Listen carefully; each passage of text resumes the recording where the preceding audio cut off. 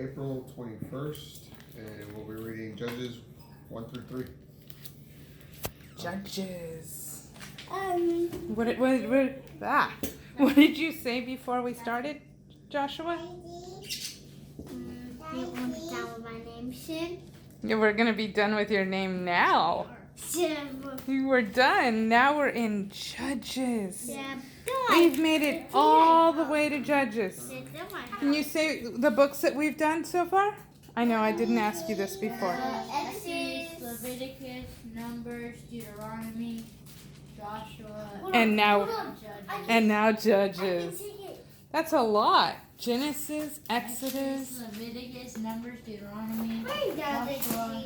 So now we're in the 6th book. And please, if I forgot something. No, you didn't. You did them all right. Genesis, Exodus, Leviticus, Numbers, Deuteronomy, Joshua. We're in the 7th, right? Genesis, Exodus, Leviticus, Numbers, Deuteronomy, Joshua, Judges. 7th book. Next means Ruth. Judges, Samuel. 1st and 2nd Samuel. And that's what my Bible. You have yours, Catherine? Hang on, I got it. For me. Yes? No, You have yours? is Ruth. After Judges is Ruth. Oh, Ruth, you're right. I'm not. You're right, Matthew. Exodus, Leviticus, Numbers, Deuteronomy, Joshua, Judges, Ruth. You're right. Good job. You have yours? Hey, Mommy. Good job. And that's what? You have a lot. Then 1st and 2nd Samuel, 1st and 2nd Kings. But right now we're doing Judges. You ready? We have 3 chapters. 3 chapters to go. All right.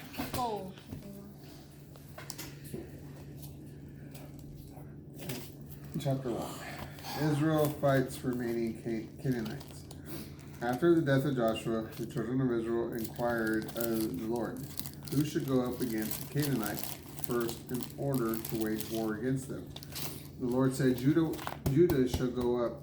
Indeed, I have given the land into their hands. Then the men of Judah said to Simeon, their brothers, Come up with us into our allotted territory. We will wage war against the Canaanites. Likewise, we will go with you into your allotted territories. So Simeon went with them. Then Judah went up, and the Lord gave the Canaanites and the Perizzites into their hands. They struck down 10,000 men in Bezek. They found Adonai Bezek in Bezek and fought against him. They struck down the Canaanites and the Perizzites. Yet Adonai Bezek fled, and they chased after him, seized him, and cut off his thumbs and big toes. Adonai Bezek said, 70 kings whose thumbs and big toes were cut off once collected scraps of food under my table. Just as I have done, so God has repaid me. They brought them to Jerusalem, and he died there. Then Judah waged war against Jerusalem. They captured it, struck it with the edge of the sword, and sent the city up in flames. Afterwards, Judah went down to wage war against the Canaanites living in the hill country, the Negev, and the lowlands. Judah went against the Canaanites living in Hebron. Previously, the name of Hebron was Kiriath Arba, and they struck down Sheshai, Ahiman, and Talmai. From there, they went against the inhabitants of Debir. Previously named of Debir was Kiriath Sefer. Caleb said, Who attacks Kiriath Sefer and takes it, I will give him my daughter Aksa as wife. Othniel, son of Kenaz, the younger brother of Caleb, captured it, so Caleb gave him Aksa, his daughter, in marriage. When she came to Othniel, she urged them to ask her father for a field. As she dismounted from her donkey, Caleb said to her, What can I do for you? She answered, Please give me a special gift. Since you have given me land in the Negev, now give me springs of water. So Caleb gave her the upper and lower springs. The descendants of Moses' father-in-law, the Canaanite, went up with the descendants of Judah from the city of palms to the Negev near Arad. Then they went and lived with the people. But Judah went with his brother Simeon and struck down the Canaanites living in Sephah and utterly destroyed it. So now they call the city Hormah. Then Judah captured Gaza, Ashkelon, Ekron, and the territory belonging to each of these cities. The Lord was with Judah, and they took the hill country, but could not drive out the inhabitants of the coastal plain, for they had iron chariots. They gave Hebron to Caleb, as Moses had said, and he drove out the 3 sons of Anakim. However, the tribe of Benjamin did not drive out the Jebusites living in Jerusalem. So the Jebusites live with the tribe of Benjamin in Jerusalem to this day. The descendants of Joseph went up against Bethel, and the Lord was with them. The descendants of Joseph sent spies into Bethel. The former name of the city was Luz. The spies saw a man coming out of the city and said to him, "Please show us the entrance to the city, and we will deal kindly with you." So he showed them an entrance to the city. They struck the city with the edge of the sword, but they let the man and his extended family go. The man went into the land of the Hittites, where he built a city and named it Luz, and that is its name to its day. Manasseh did not drive out the inhabitants of Beth Shan, Tanakh, Dor, Iblim, Megiddo, or their daughter villages, for the Canaanites were determined to live in that land. When the children of Israel became strong, they put the Canaanites to hard labor as slaves, but they did not actually drive them out. Ephraim did not drive out the inhabitants of Gezer, so the Canaanites lived among them in Gezer. Zebulun did not drive out the inhabitants of Kitron and Nehalal, so the Canaanites lived among them and became slave laborers. Asher did not drive out the inhabitants of Akko, Sidon, Alab, Akzib, Helba, Aphek, or Rehob. Asher lived among the Canaanites, the inhabitants of the land, for they did not drive them out. Naphtali did not drive out the inhabitants of Beth Shemesh or Beth Anath, so they lived among the Canaanites. The inhabitants of the land, the Canaanites of Beth Shemesh and Beth Anath, became slave laborers for them. The Amorites pushed the tribe of Dan into the hill country, for they would not let them come down to the coastal plain. The Amorites were determined to live in Mount Heres, Ajalon, and Shalabim, but the hand of the descendants of Joseph was heavy on them, and they became the slave laborers. The border of the Amorites was from the ascent of Ekron to Salah and beyond. The angel of the Lord at Bochim. The angel of the Lord went up from Gilgal to Bochim and said, "I brought you up from Egypt and brought you into the land I promised your fathers. I said I will never break my covenant with you, but you must not make a pact with the inhabitants of this land, and you must tear down the altars. Yet you have not obeyed me. What is this you have done? What is this that you have done? So now I say, I will not drive them out before you. They will be thorns in your sides, and their gods will be a snare to you." When the angel of the Lord spoke these words to all the children of Israel, people raised their voices and wept aloud. They named the place Bochim and sacrificed to the Lord there. The death of Joshua. When Joshua dismissed the people, each Israelite went to his inheritance to possess the land. So the people served the Lord all the days of Joshua and all the days of the elders who outlived Joshua, who had seen all the great works that the Lord had done for Israel. Joshua, the son of Nun, the servant of the Lord, died at the age of 110. They buried him in the territory of his inheritance in Timoth Harris in the hill country of Ephraim north of Mount Gash.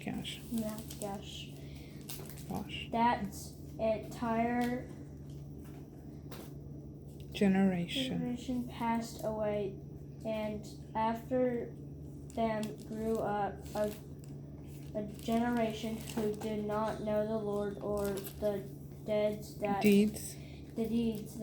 he had done for Israel. Israel's unfaithfulness. The children of Israel did evil in the sight of the Lord and served the Baals. They abandoned the Lord God of their fathers, who brought them out of the land of Egypt.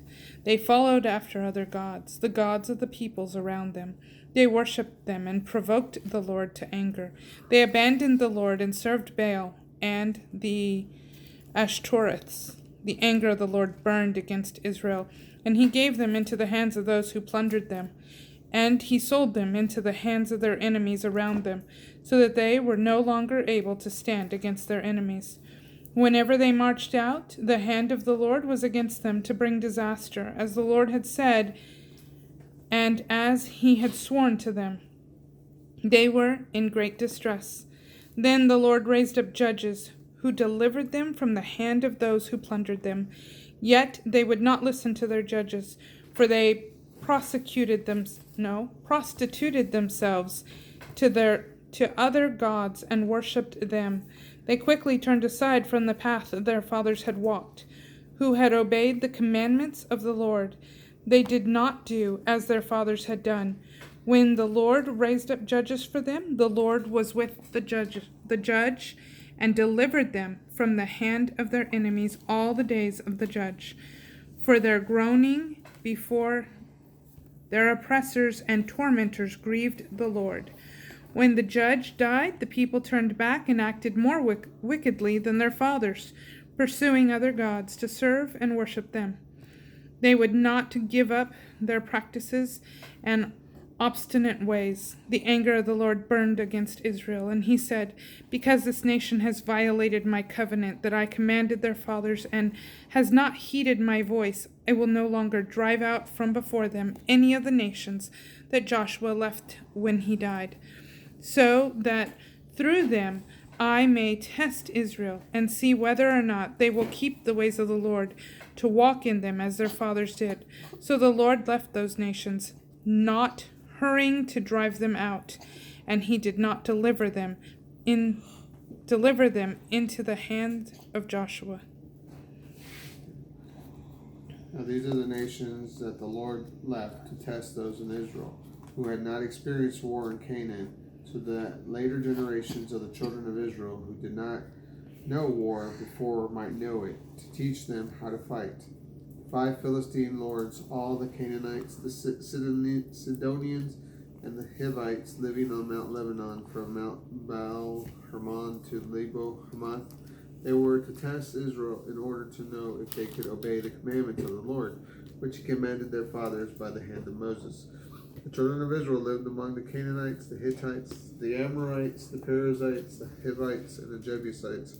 They took their daughters for themselves as wives, and gave their own daughters to their sons, and served their gods. Of Othniel, the children of Israel did what was evil in the sight of the Lord. They forgot the Lord their God, and served the Baals and the Asheroths.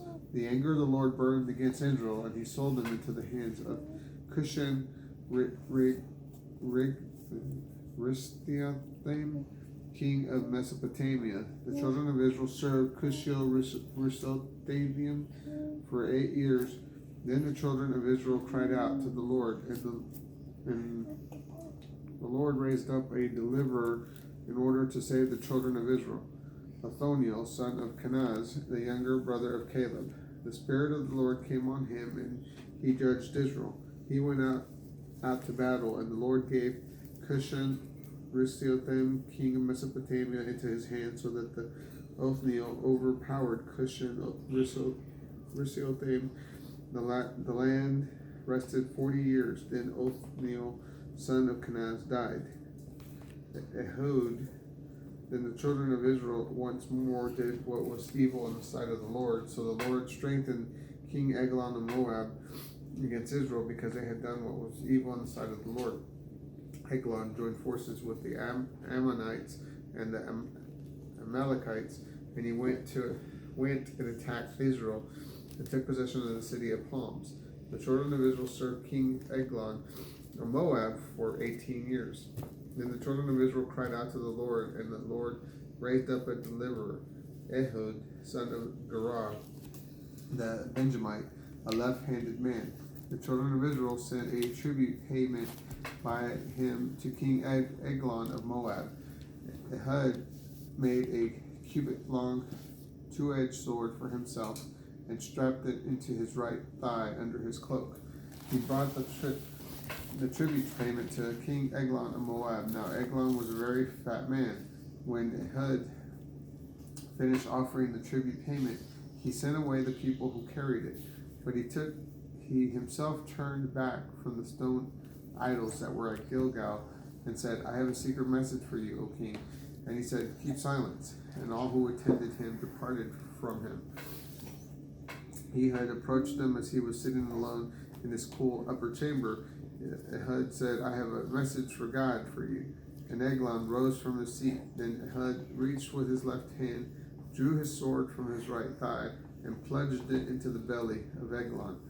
The hilt went in after the blade, and the fat closed over the blade, and his entrails came out. For he did not pull the sword out of the belly of Eglon. Then Ehud went into the entrance hall and closed the doors of the upper chamber on him and locked them. When he went out, the servants of Eglon came. They looked and noticed the doors of the upper chamber were locked. They thought, surely he is attending to his needs in the cool chamber. They waited until they were embarrassed, but he did not open the doors of the upper chamber. So they took a key and opened it. There, falling dead on the floor, was their Lord. Yet Ehud escaped while they were waiting. He passed the sacred stones and escaped to Syria. Upon his arrival, he blew a ram's horn trumpet in the hill country of Ephraim. Then the children of Israel went down with him from the hill country, and he led them.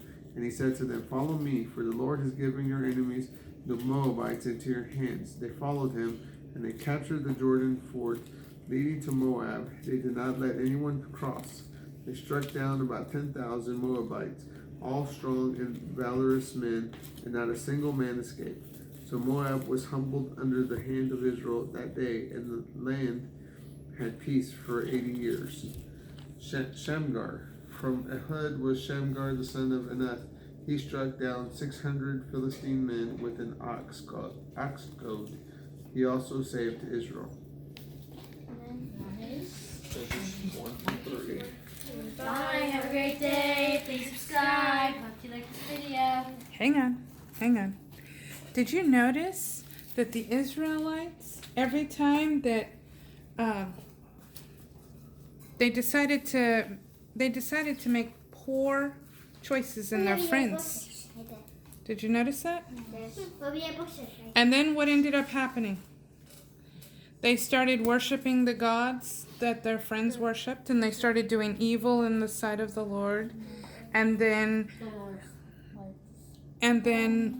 that evil opened the door for evil to come into their lives, right? And then God would raise up somebody who would lead them in doing right, and they started making right choices, and good started happening. Once he died, Oh, right. Once he died. everyone went back to their old selfish ways. But the nice thing, the good thing, what we have now that they did not have is we have Holy Spirit living inside of us, right? Right. So we have Him to teach us, right? And to lead us. And to keep us from, we are now a new creation. And we don't have to go back to our old ways, right? Right. Yeah. Bye. Bye. Bye. Bye. Bye.